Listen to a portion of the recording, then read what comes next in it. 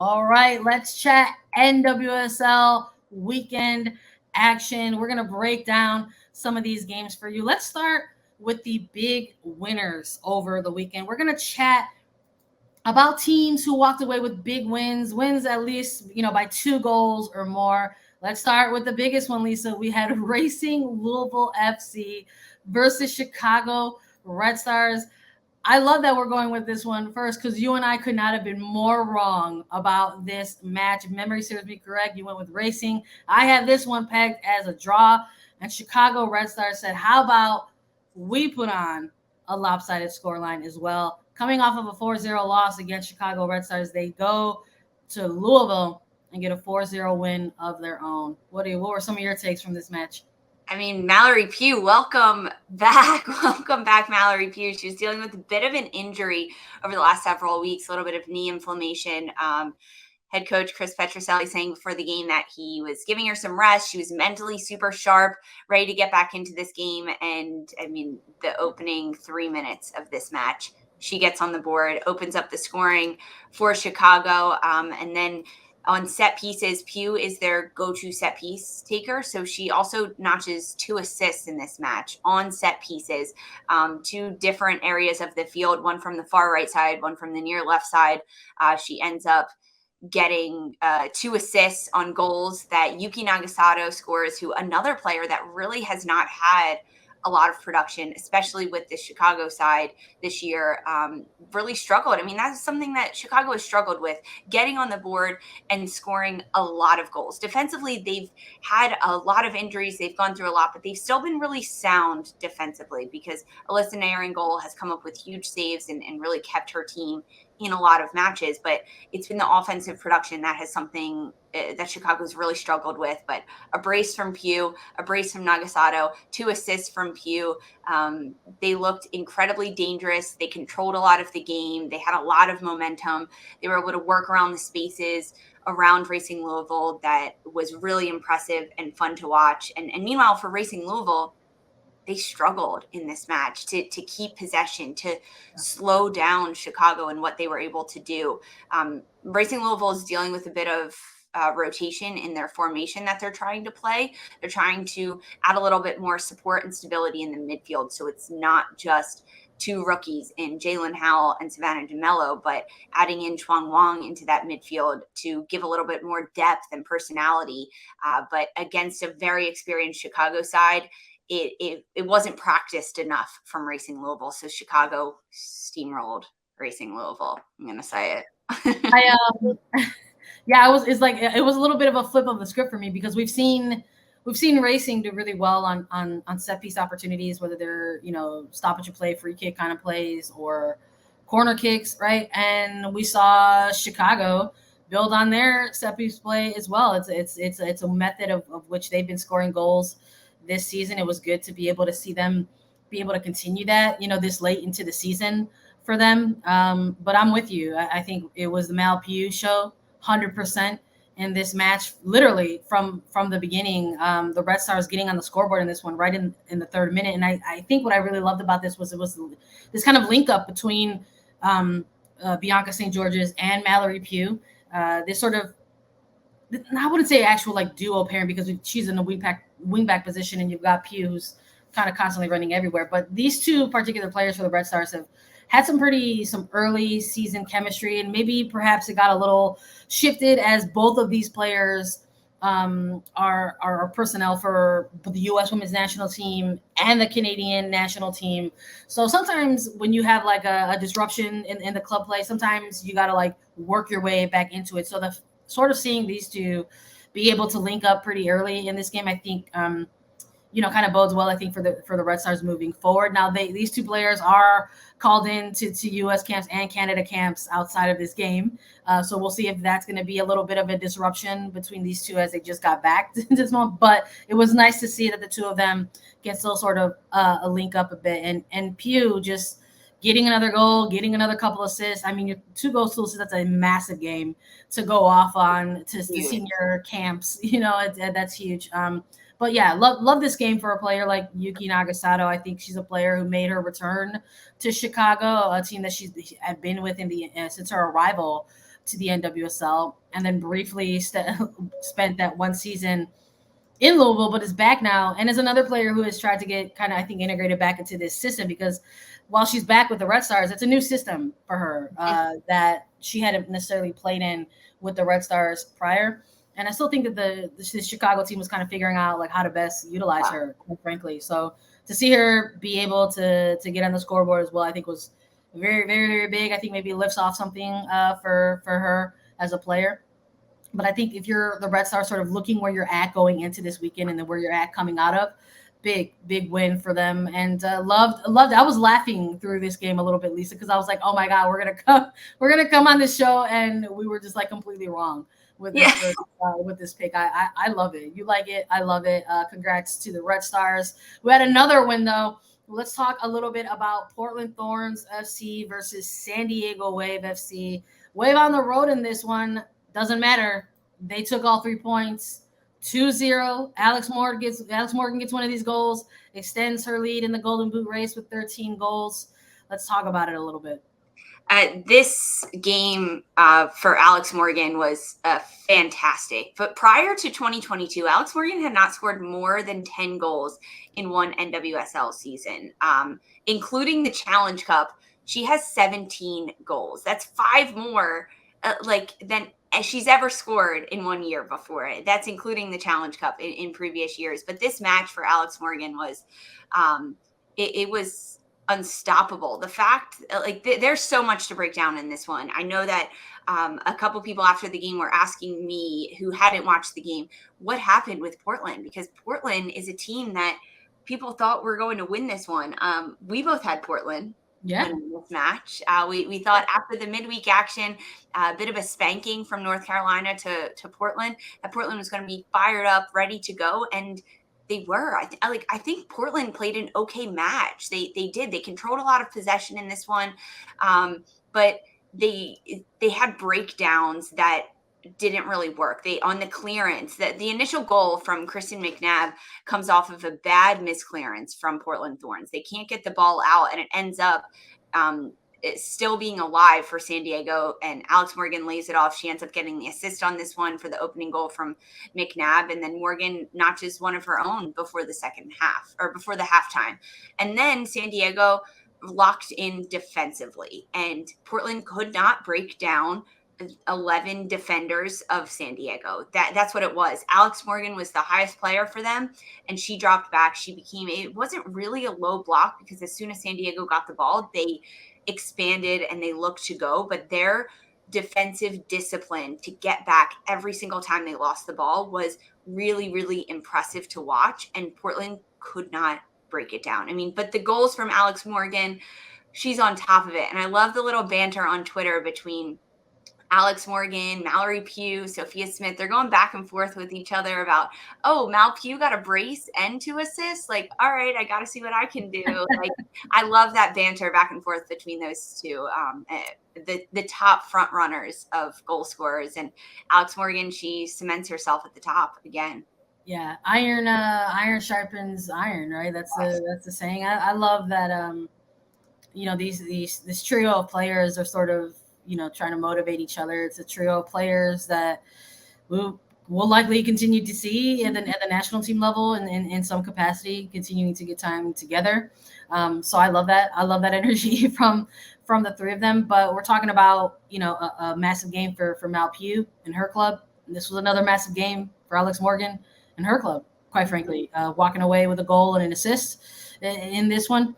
And giving herself a little bit of cushion, right, in that Golden Boot race. But I think in terms of just the overall atmosphere of this match, for me, I think looking at these 2 teams going in, and we talked about this a little bit in the preview, we have 2 teams over their last 6 games with a little bit of similar record, right?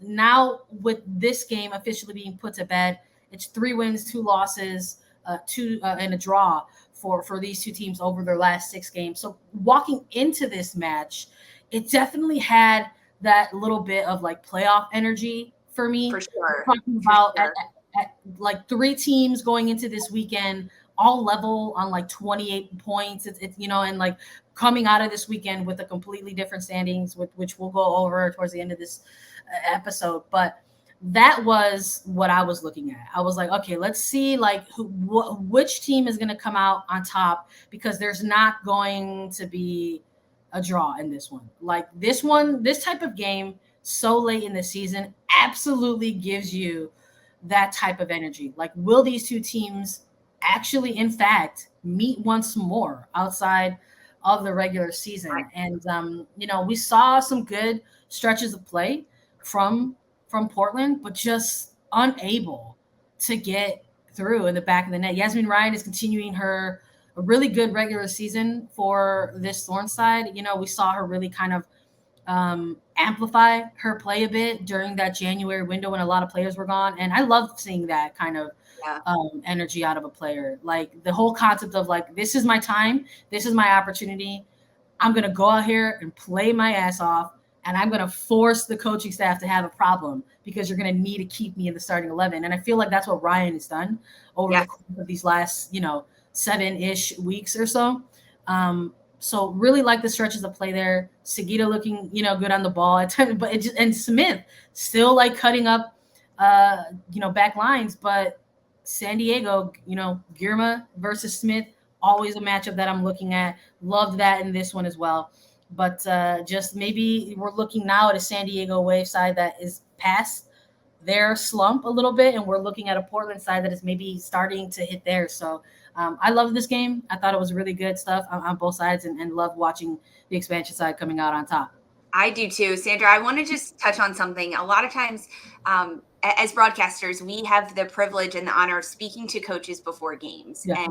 And a lot of times we get great nuggets, great stories from these coaches that don't make their way into the broadcast, because we are talking so much about the game and what's happening. And you mentioned a player like Yasmin Ryan, and I asked Rhian Wilkinson about Ryan, about what she's been able to do, how she's forcing Portland to keep her on the pitch. And Rhian Wilkinson was just so impressed with her and said that last year she frankly worked her ass off, and she was training every day, and she was doing everything she could to get on the pitch, but she was just sitting behind some really, really good players. I mean, you look at the midfield, it had Lindsay Horan, Rocky Rodriguez, like Christine Sinclair drops in there. Like there was just so many players that Ryan was playing behind. And this year she has been given her chance and her opportunity, and she took it and has been getting better and better and better every day. And the Portland Thorns organization recognizes that from Ryan. And so yes, her play is keeping her on the pitch, but they know that she has worked so hard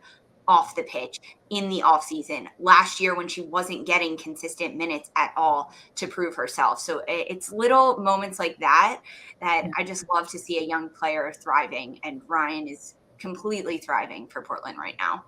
Yeah, for sure. So I think this was a bit of a playoff preview. I think for us, I love that these two got to go head to head so late in the regular season and so close in the standings, quite frankly, against each other. And of course, we're all about the plug here, right? At A3, Alex Morgan walking away with a goal and the assist. I sat down with the striker fairly recently, and we chatted about a bunch of things. We talked about the recent move to Snapdragon Stadium. They're going from Terrell to Snapdragon. We talked about playing for an expansion side and maybe the challenges in doing that for a third time if you're somebody like Alex Morgan. And we talked about all other kinds of cool things like participating in different theme nights with the Wave. And we talked about like the recent Hispanic Heritage Night. We talked about mariachi music. That was a lot of fun. And you can catch it on CBSSports.com. You can find that interview. It's live right now. Let's move on though, Lisa. We still got some games to talk about. Let's talk about one more big winner in this one. It's another West Coast side taking the win.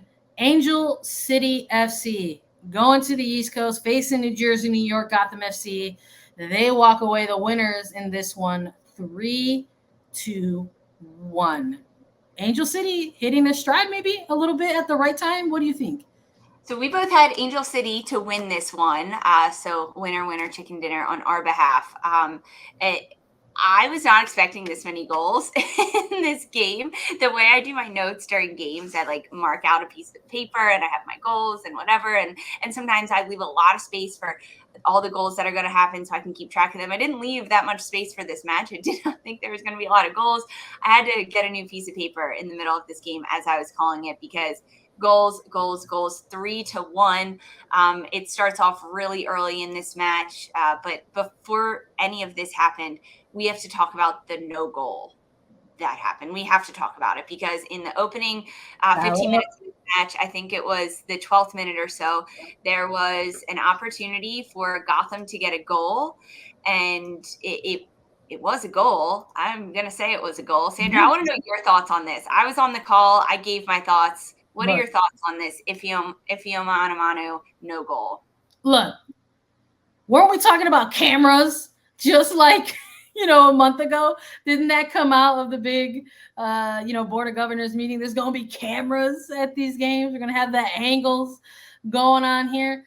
And I look, this is a very specific game, in-game time, camera angle. And even with just this specific 1 or 2 views, you can see just with this one, Lisa, that it's a goal. But not only is it not called a goal, it's awarded as a corner. I don't know. Unbelievable. I wish we had answers. We don't have answers. We literally just have reactions to it. And I'm sorry, but a missed call like this is huge. Absolutely impacts the game. It completely changes the momentum of a match for both sides of the pitch here, for either team. It changes the entire momentum of the match for no matter what team it is when something like this is disallowed. And the fact that it's happening in a match like this at this point in the season, it's not great. Not great. So, I mean, you said it exactly right, Sandra. This changes everything because of sorry, I'm dealing with the production side of this. So in terms of at this point in the game, 12 minutes in, it was still 0-0 between these two sides.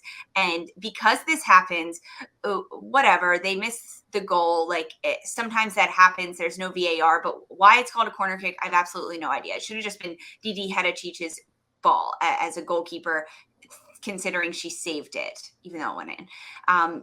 But because that doesn't happen, and at this point it is a tied game at 0-0, Angel City then responds. That was in the 12th minute. In the 16th minute, Savannah McCaskill gets on the board first. I don't think that happens. I don't think Savannah DeMello gets as fired up as she did, as nervous, right? When your team almost gets scored upon, you then have this fired up momentum to then take things on yourself. And that's exactly what McCaskill does. She takes this ball herself. She gets in the box. She nutmegs Zerboni, fantastic nutmeg, and then finds the back of the net. That goal does not happen if the Gotham goal is called a goal, or even a freak, like whatever else it's called besides that. Angel City does not score that next goal. So it changed completely everything for this. It changed the way Gotham was playing. Gotham had great opportunities. They had 22 shots, 5 on target. They were creating opportunities, sending crosses in the box. But Angel City ends up capitalizing on this one. They get the goal in the 16th minute. They get another one in the 25th minute. And then a third one, a shot in the 35th minute from Emsley, which probably should have been saved by Michelle Betos. It was a miss opportunity from her to save that one. But going into the halftime 3-0 for Gotham is really rough when it could have potentially been 1-0, maybe 1-2 at that point. Yeah, I'm with you 100%.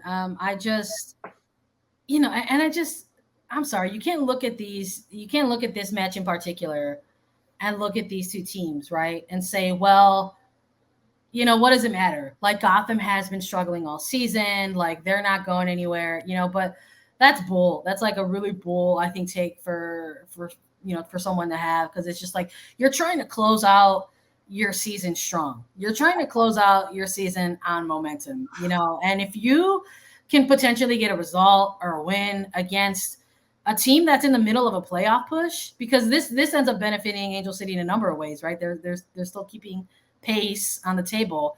I think that totally is like a big, it just is like another downer on top of the other list of downers that Gotham has been going towards. And you're looking at an Angel City side, like I said, that is trying to keep pace in this playoff table. And they entered into this weekend a point behind a potential sixth place standing in the upper half of the table. And they're still in that position because, they end up walking away with the win in this one. But on the Angel City side of things, regardless of this moment, right, I think this is a team that is going to continue to cause trouble, for other teams in their way, quite frankly, as the season continues to kind of close out.